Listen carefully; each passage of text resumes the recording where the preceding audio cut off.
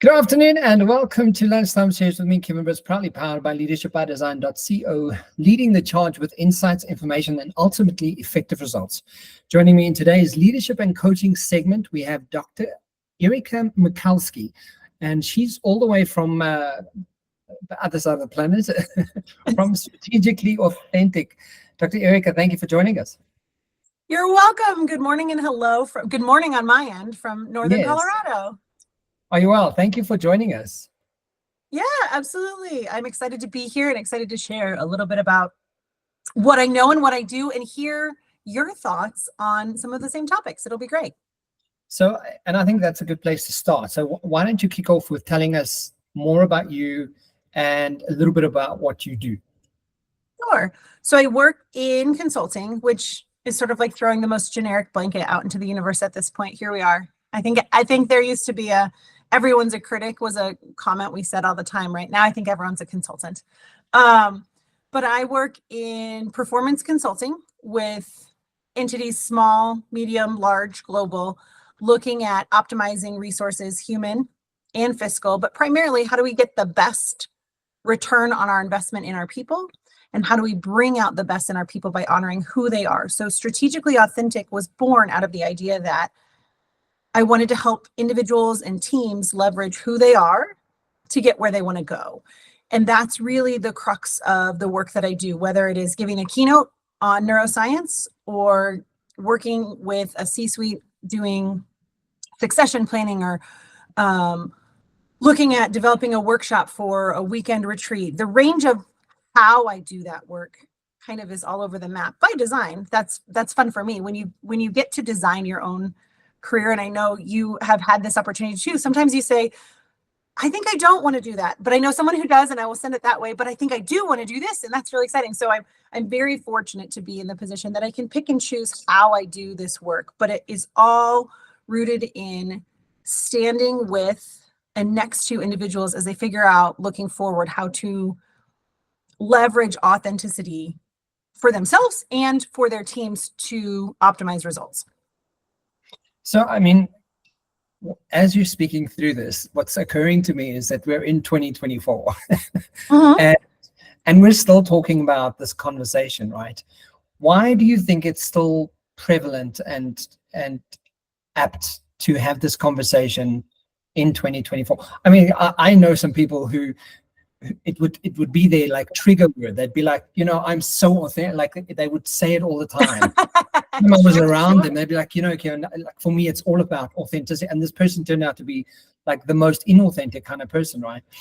So for me, I've had this terrible experience because of this proclamation of like I'm trying to be something, right? But essentially, at the core of it, it is so important to really understand what that is, right? Yeah. Well, a couple of things. You're right. We've been talking about it, and authenticity particularly is a word that sort of pre-pandemic, but really in the past couple of years has been everywhere. And I think has saturated the space in a problematic way. And so people are reinterpreting it. Authenticity in its origins is really about pottery. Origins of the word are about making sure that the pottery you pay for is from the person that is the right artist. It's about making sure you have a genuine original. That's the origins of authenticity as a word and a concept. And so when we think about that moving all the way forward, now when I talk about authenticity, I remind people all the time, anything less than an original is just an imitation, and the world deserves better than imitations. The problem, and the world deserves the best version of you, and it's never going to be an imitation of someone. So that's why I love authenticity, because it's an invitation to tell people that they can look at what someone else has done that they are impressed by or would like to replicate, and also move it through this lens of, but what does that actually look like for me? That's the difference. Is I don't want someone to read a book or a biography or autobiography of a great leader and say, I'm going to be that person. And we've done that a lot. And if you look at some of the leadership books that were written in the 80s and 90s, there were a lot of people that read a book about a great leader and then tried to go out and implement it. And guess what? It didn't go very well. because that doesn't work. It's not sustainable over the long haul to try and think about how does this other person do it? How does this other person do it? But I think part of why we're still having this conversation, back to your observation, is we still aren't very good at navigating the things that are projected onto us, either by people around us, who say, Kevin, you really like science. You would make a great, molecular virologist, just because you like a thing. And that's a compliment, right? That feels good. So sometimes we internalize compliments that aren't relevant. And so we start to chase things or climb ladders we don't care about, because it feels good when someone thinks you'd be good at a thing that sounds impressive. So we have folks who are not genuinely defining success for themselves. And so if you don't start with a sense of what is success for you and what does that mean and what does that look like, it's harder to deflect some of those even compliments. Now there's also systems and expectations and cultural norms that we have to navigate as well. And some of those are stifling for folks whose authenticity says, I don't want a promotion. Imagine what would happen if someone went to their friend group after work one day, they're all having a pint or whatever, and they say, hey, I got offered a promotion and I turned it down. People would lose it. Yeah. But if that promotion compromised what their holistic definition of success is, what it meant to be a whole person, and all of a sudden it was going to change their working hours, or they were going to have to travel more, all these things, it doesn't work for them. But we're not wired to say no to things that seem really great to the outside world and outside perception. So I think that's part of why we're still in this conversation, because people don't feel allowed or safe to define success for themselves. And then that has sort of this trickle down effect. I love that you touch on that, because I think it's almost it's a cultural approach, and or a human behavior approach that we have that sort of trickled down through generations of the last, maybe the boomers to the next generation. What success really looked like was having a fancy car and having lots of money and having all of these things. And to the point about being genuinely original, I think it's really tapping into, well, what do you really want? Like, do you just want to, and I've recently seen some video and some blogs actually around how millennials and Gen Zers are redefining that. They don't want to work all the time. They want to work and they want to earn money, and then they want to have fun, and then they want to go on holiday, and they don't want to live life like we do, or people older than them, right? So I think that taps into that whole narrative of how the world has put what authenticity really is supposed to be like, into a better kind of thought piece. And that's probably why we're still needing to have this conversation, because like you say, we don't really have a good reference of it, and we're still not. It's almost like we've been programmed to a degree to kind of believe that if I do that kind of behavior, then that must mean I'm authentic. Sure. Well, and then there's so I want to talk to that point, but I also want to highlight one thing that I see with authenticity a lot, which is people weaponize that word authenticity to justify being horrible humans. They will treat someone terribly or make a decision that's really problematic and use this idea of, well, I'm just being authentic, or that's just who I am. And we're still holding people a little bit more accountable to the idea that that's not how this works. Like you don't get to say that's just who I am. And if you can't, there's that old phrase, if you can't handle me at my worst, you don't deserve me at my best. And I think that that phrase has been projected out into the universe a lot. I remember hearing this when I was in college. It's used a lot in the context of romantic relationships, but people have taken this idea like, you get all of me. And that's true. And I am here, Kevin, if your worst is a mess today or whatever, but I can also see that you're actively trying to respond to that, so it doesn't continue to be problematic. That's different than yes. But this idea that being problematic is authentic, and I don't have to address that, and that people just have to accept that my authentic self is insert whatever the problem is. there's a difference between my authentic self is blatantly disrespectful or expects that everyone accommodates every single one of my needs or all of those things because I am important versus they are not. My, some people will define themselves as better than everyone, and that's just who I am. And that's very different than I told you I was probably going to show up in sequence today because I love them and they make me happy, right? Like that's a different sort of way to consider authenticity. So we really have to be mindful that it's not permission to be problematic on purpose. It's not permission to not be held accountable for bad decisions. What authenticity is really about, in the work that I do, in the conversations that I have, and you said, people are struggling to think about or feeling they're allowed to now, and these younger generations say, what is success? And maybe it is being a whole human and not working 11 billion hours and, going on holiday and doing all these things. I tell people a lot in my work, I'll be on a stage in front of 600 people or in an office with just a one-on-one. I do individual support sometimes in some of my contract work. I just want you to know who that person is in the mirror at the end of the day when you're brushing your teeth.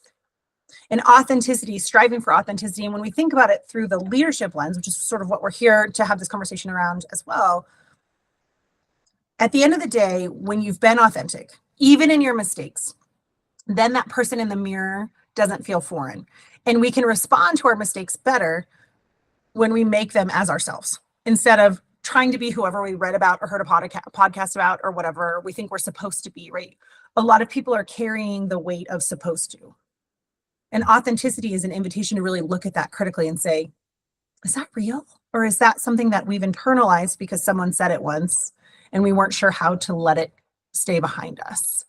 But then you also said, there's this culture of folks who don't want to work a million hours. They want to work and they want to do good work. And there's a lot of research that tells us you can get a lot more accomplished in less than 40 hours a week. The 40-hour-a-week model was designed when life operated very differently. And so we have carried forward this work model into a culture that is unrecognizable from the culture that built it.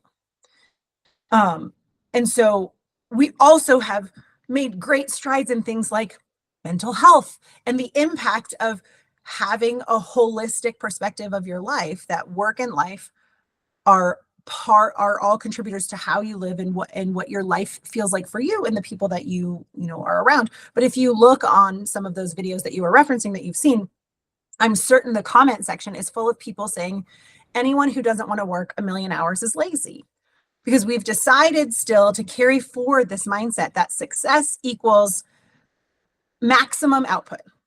So maximum is not the goal. And this in your work too. Maximum is a short-term strategy to get between moments of optimal. The goal is optimal output. And optimal output is when people feel engaged without drained.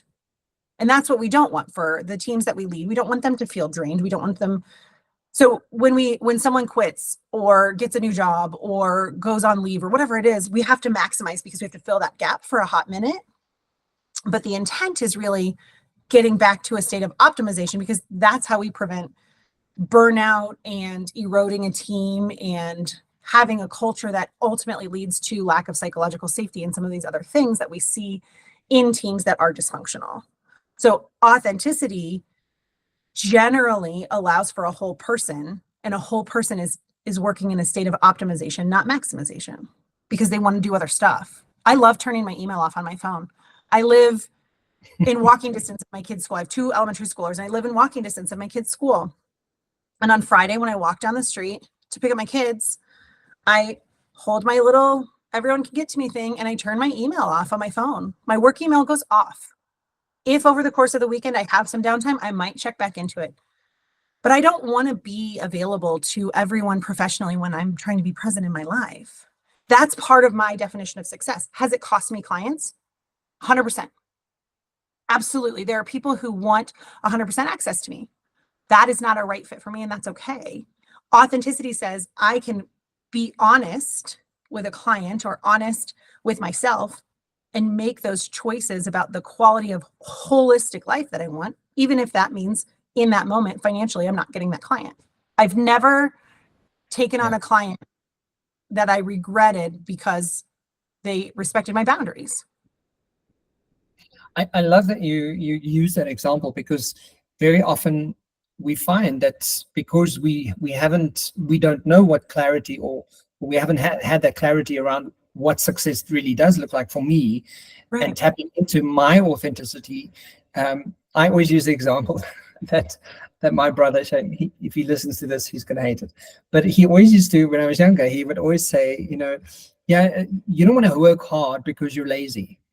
And then his definition of working hard was manual labor. So, you would have to wait on people, and I was like, I'm never going to do that. I'm like 45 and I've never waited on people ever.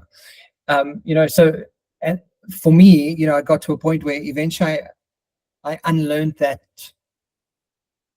baptism that he gave me, and redefined what success looks like for me today. And if people look at my calendar currently, they'll see that I allocate off time, like 20 minutes to sit up with my feet up on the desk, and I'll allocate time to read, and I'll allocate time to write, and so it's so scheduled to like really fit into what makes me feel good, because I know when I'm really working optimally, I've catered for the fact that I haven't been working at a lack of something, and I have enough energy and sort of focused attention to be able to have a conversation with you right now, right? And so it's very intentional with how you break up that time and understand that clarity and success for yourself, because the more you tap into it, the more you kind of go, yeah, that feels good. And the more it feels good, the more you're leaning in towards that authenticity. Well, for me specifically, it leans towards that authentic self. Absolutely. And when it comes to prioritization, when it comes to decision making, even the highest stakes decisions, the more you are comfortable with yourself and understanding yourself and knowing yourself, the easier those decisions are, even though on the outset they seem really hard. When you have a clear sense of your definition of success, if you're deciding between two big clients, or you're deciding whether to do, this research or this research, whatever it is, there's this moment of, is this going to get me where I care about? I've said a lot in my work, people climb ladders and then they get to the top and they look around and they go, I don't even care. And then they might be 45, 50, 55 and realize that they wish they could go back and reset. This is where some of that, career change in the middle of life. I hate the idea that as a 40-year-old, I'm midlife, because then that means I'm predicted to only be 80 and I got a lot of stuff to do. So I want to be mindful of that age range. But in the middle of life, sometimes folks finally feel confident enough to say, I don't care about that. And so I don't think it's a crisis. I think it's an awakening for some people, actually. I think it's this opportunity to say, oh, I did this because people along the way who I respected said I should, and I didn't know how to process someone else's should through my lens of self. And that's part of why, in the same way that authenticity has been around for a long time, but is getting a lot of traction now, emotional intelligence is an area where, particularly during the global shutdown portion of the pandemic, we are starting to see a lot more around emotional intelligence. And for folks who aren't familiar with what emotional intelligence is, and, from a research perspective, and I know you already know this, it's the number one indicator of leadership success. Increased emotional intelligence, high emotional intelligence, EQ over IQ. We see this, and we've seen this for years, and it's really made a lot of high level traction in the past, I would say like 2 years. And a lot of people who aren't familiar with what emotional intelligence actually is will say things like, oh, it's just empathy on steroids, right? I'm just extra empathetic. Well, emotional intelligence really starts with self-awareness and self-regulation. So it starts with self. The empathy part comes in the social component, which isn't until the third pillar. So authenticity is part of that understanding of self and shedding the weight of projections or shedding the weight of expectations about who we are and what we're supposed to care about in different ways. And so that self-awareness, understanding how I feel when I'm doing, what if you had taken your brother's projections onto you and you'd gone into this completely different career? One day you may have realized, I think I don't like any of this. right? And you would have spent all this time, you would have learned a lot, and you would have had transferable skills. We talk about transferable skills all the time, right? You can always take what you've learned from a bad situation and apply it to new places. That's great. And I love that. But what I love to do is work with people earlier on in their career and say, where are you going and do you care? Do you care about the ticket you bought on this ride? Or do we need to think about how to pivot earlier so your passions and your perspectives are honored in a different way? Yeah. So one of the questions that I, took out of the information that you shared with us is your work, you extensively have experience around multiple sectors. What common challenges have you observed leaders face when trying to foster an environment that promotes EQ and authentic leadership? Because I think, when you specifically go into an environment and you sort of tap on that door, or, you kind of like knock on it, and essentially people, sometimes you awaken wonderful things, and sometimes you awaken things you don't want to have to face, really. But what are some of those challenges? Across every sector. And I've worked, you're correct. I've worked all over the place with so many different types of teams and so many different types of leaders. Delegation through a lens of empowerment is the thing that people think they're doing really well, and often they're not, because they still have a misplaced need for control on the end result. And so being able to understand how to communicate an end goal that's necessary and how to provide touch points and support along the way to ensure that nothing goes completely off the rails, but that the person completing the project feels engaged and invested in the work because they feel like they are the owner of it instead of the doer of someone else's commands. And leaders who get that right see a shift and an increase in the psychological safety, which means people are more willing to bring ideas. Psychological safety is a key component, and it comes through emotional intelligence. You can establish greater psychological safety in a team, in an organization, when you have leadership that has increased emotional intelligence. But that psychological safety comes from people being given permission to produce as themselves through their lenses and being expected to come in and perform because they were selected for their abilities, not because they were selected for their abilities to follow a rigorous instruction panel from, whoever came in. Now, there are certain times and places where you have to be very specific about what you're doing. What do I mean by that? I work in biotech and biopharma, and the FDA here in the United States regulates lots of things. So you can't freestyle it when you're in the manufacturing floor for a, pharmaceutical product. That's not what we're talking about.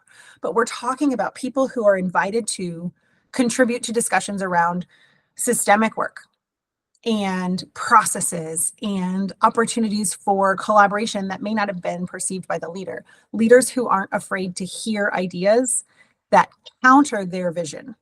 That's the most powerful leader to me. And I don't see that as much. Someone might say they are that type of leader. In fact, they openly tell me that all the time. Oh, I'm so open, or we have an open door policy, or I'm willing to hear everything. And then I sift through things, or I go through, in performance consulting, we do a lot of surveys and interviews and those kinds of things. And so I'll sit down with a group of people and hear essentially the opposite, that this leader's self-awareness or their implementation is really distorted. And there's a huge difference between people can tell me whatever they want, and I hear people's suggestions through a lens of possibility. So leaders who listen through a lens of possibility instead of I'm just honoring someone's contributions or making them feel heard. We talk a lot about everybody wants to be heard. I know you have had these conversations too, right? Like everybody wants to be heard, and we just help leaders figure that out. So it's not really where it stops. People want to be seen and heard, and we talk about that a lot. We see it all over social media. We see it in conversations. I see you over there, keep hustling, or I hear you, I hear that struggle. We see and hear a lot, but we're missing that third piece, which is valued. People want to be seen and heard and valued, and value comes from that support of understanding and appreciation. And in a leadership role, a lot of times that is, again, through this lens of possibility. How do I do a piece of this? Maybe I can't do entirely what someone has brought to my idea or brought to me as their idea, but how do I welcome that effort to the degree that I can execute or implement something from it, or clarify why I can't, right? Like that's really where I see the biggest struggles is leaders are distorted in how empowered their team feels. But as you say that, like one of the things that occurs to me is that people do better when they know better, and if they don't know better, they can't do better.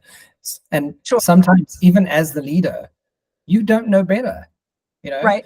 So get your ego out of the or be conscious of your ego and kind of get a handle on it at least, and kind of go, okay, is this a blind spot? Do I, am I in the way of hearing what people are trying to say? Because that also then taps into a bit of authenticity and EQ, right? When you're capable of kind of going, maybe I'm in the way of what people are trying to tell me. Imagine the audacity of a leader to say, I made a mistake, right? Like we still in 2024, we're still in this position where someone is appalled that someone would openly admit they make mistakes. But the research tells us those are the leaders that keep the best talent for the longest. They're willing to accept their faults and mistakes. And that's part of how we build trust on our teams. Because if you're the leader of a team that I'm on and you make a mistake, we know it's not a secret usually. I think some leaders think they can discreetly pack it away. People know. We know when things don't go as planned. So, if you as our leader said, hey, we're going to go on this trip and we're going to go to France, right? And we all follow your guidance and we get on a plane and we end up in, Argentina, we know. And so what leaders, right? Like, you know what I'm talking about? This is sort of an example, but you know what I'm talking about? People say we're going to France and end up in Argentina all the time as leaders. And what they do is when they land in Argentina and they look around and they go, oh yeah, by the way, I decided this was better for us, but they didn't communicate it to anyone. Those people aren't packed correctly. They have not prepared for Argentina. They were prepared for France. So if you realize you're off course somewhere along the way, the best thing a leader can do is say, hey, turns out somewhere there was a misstep. Either we're going to turn around the plane or we're going to take our intended plan to Argentina and see what happens here. But leaders who have that conversation and the buy-in that they can get from their teams by being honest and saying, I thought this was going to work and it didn't, or I thought these cheap tickets with no destination on them were going to get us where we wanted to go and they didn't.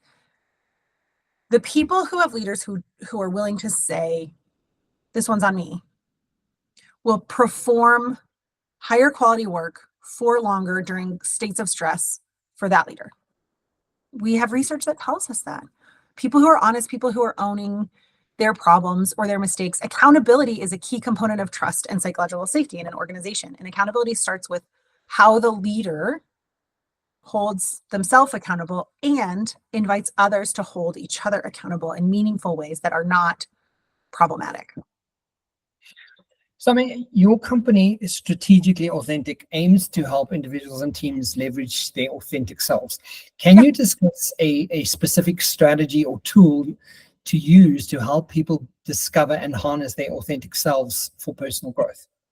Sure. So I work with, I mean, building on what we've already talked about, one of the things I've done with lots of groups and organizations at all levels is I built a workshop around redefining success through an authentic lens. And there's a process that I use and questions that I ask and invitations that I issue to say, what do you care about?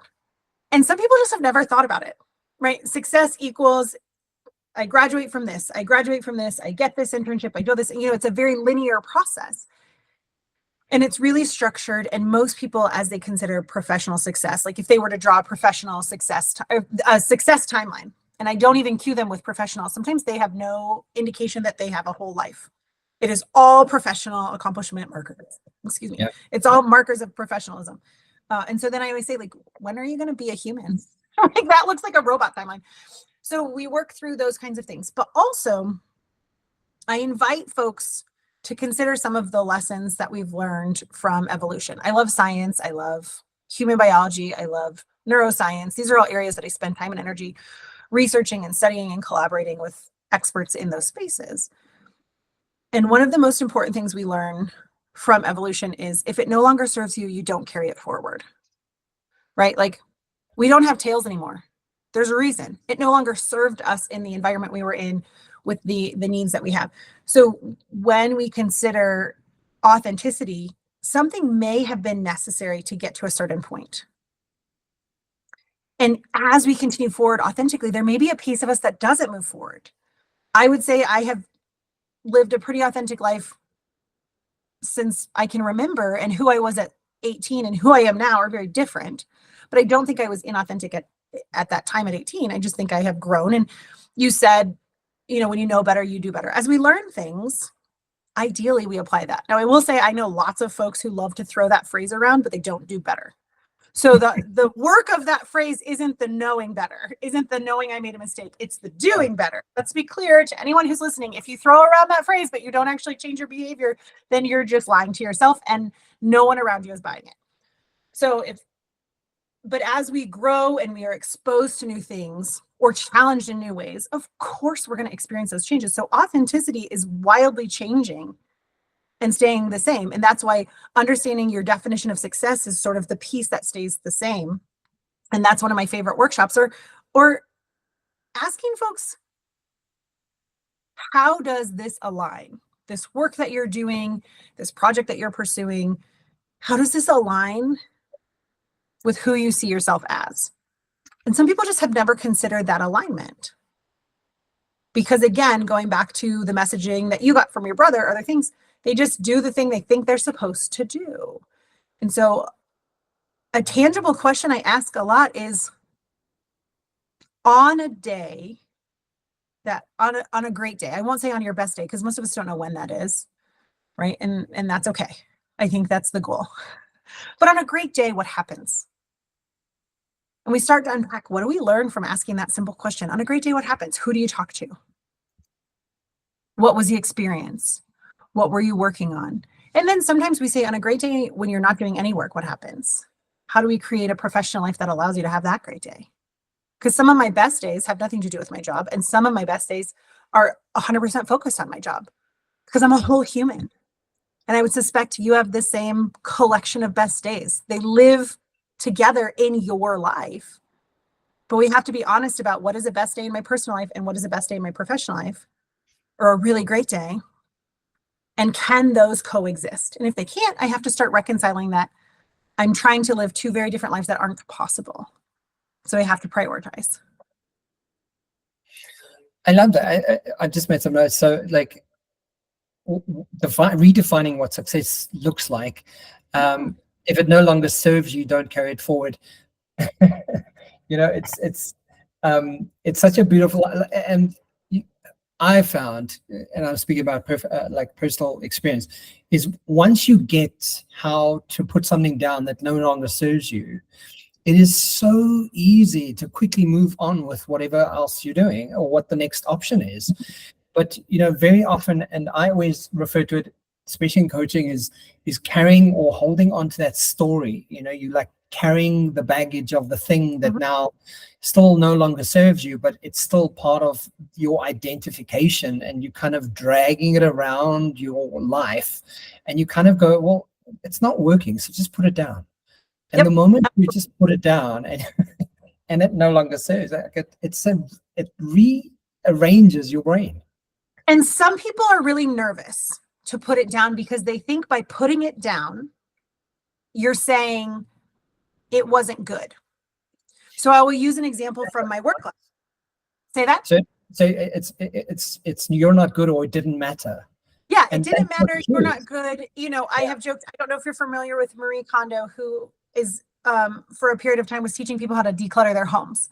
And she would say things like, you thank the socks for their service and then you let them go. So she has since had children and reframed how she thinks you can clean your house and declutter your house, and has openly apologized to people that her process maybe isn't ideal for families that have small children. But anyhow, we think if I no longer do this thing, it was bad or wasn't good enough, or I didn't make it work, or what have you. And so in my professional life, I have been in this space for a long time, doing consulting work. When I was a salaried professional, I ran a division at an international nonprofit, and then I was a campus-based professional, but I've done consulting on the side while I was running a division at an academic institution and then was associate dean at another academic institution. I've been doing all this work on the side for a while. And I've done lots of different pieces of this work. And for a period of time in the history of Strategically Authentic, I was doing long-term project management. Financially, it was necessary for me, and I was good at the work.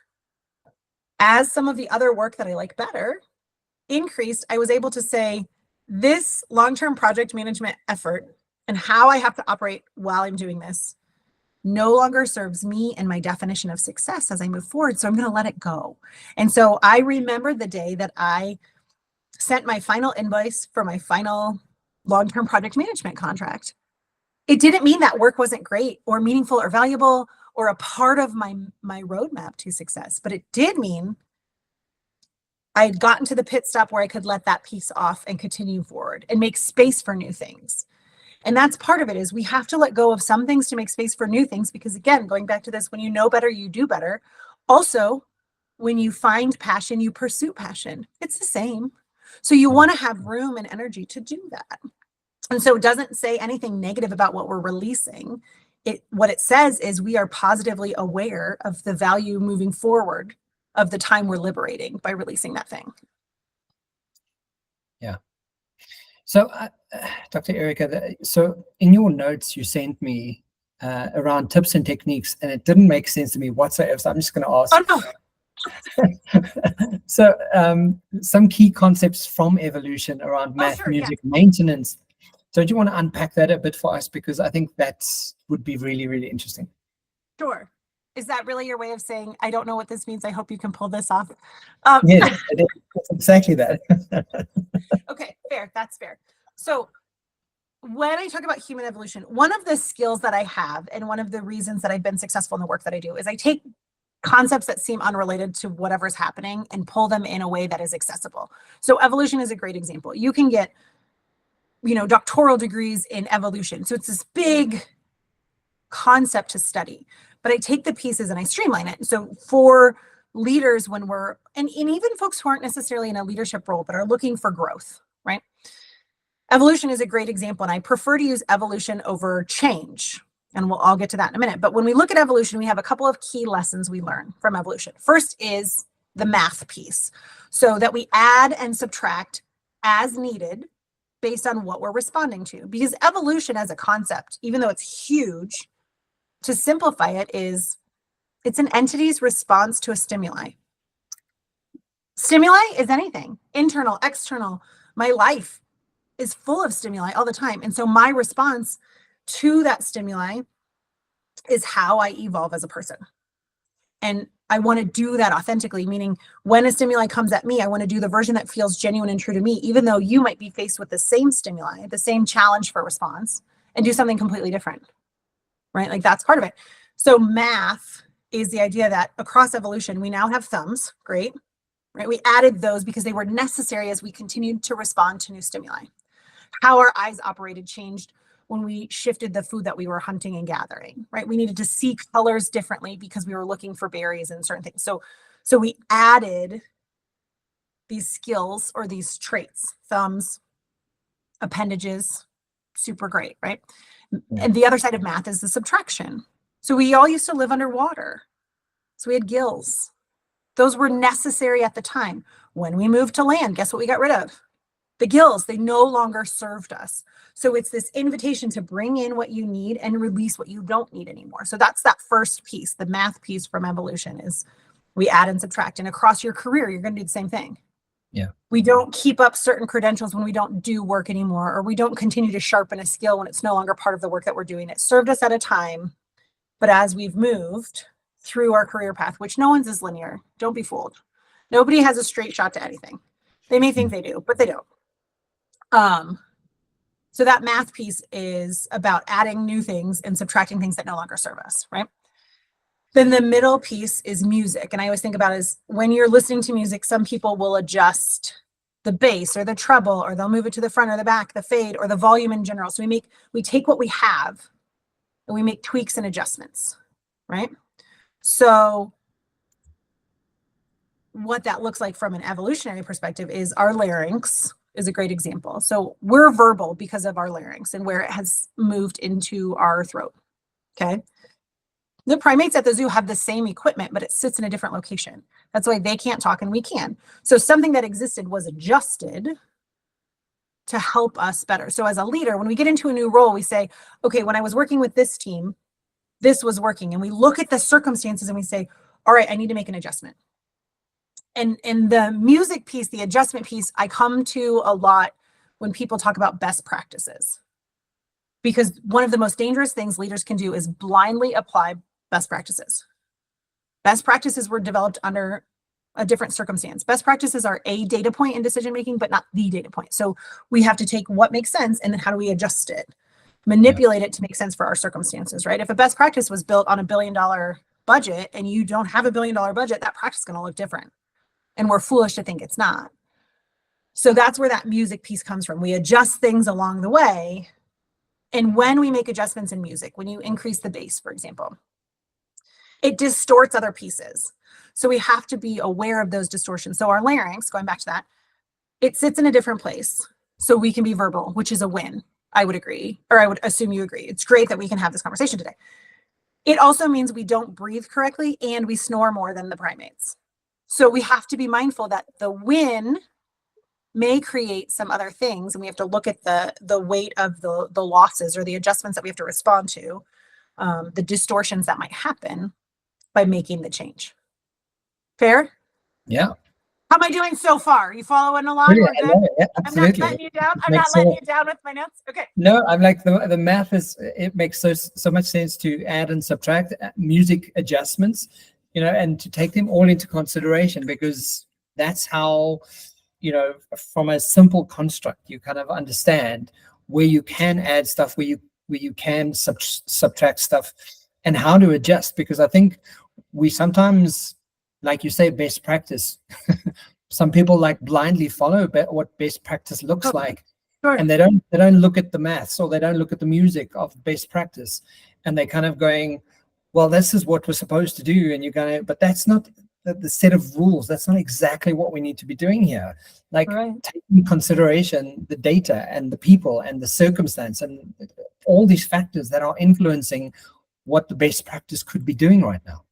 Absolutely. And this is why social media healthcare is so dangerous. And what I mean by that is you can find a million, I'm sure probably even more than that, truly, influencers related to health. And if you click the right things, your algorithm will show you all these different physical workout moments, the 20-second routine or the 50-second this, or the physical trainer who says, do these 3 stretches and you're better, and all these things.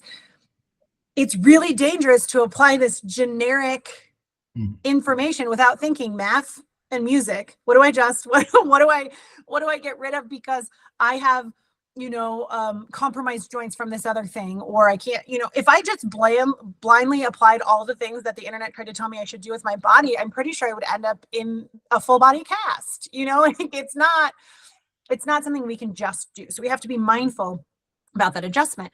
But the last lesson from evolution is actually my favorite. And it's the reason when I do organizational support for a merger or growth, the world talks about change management, right? You can get degrees in that too. Lots of books on change management.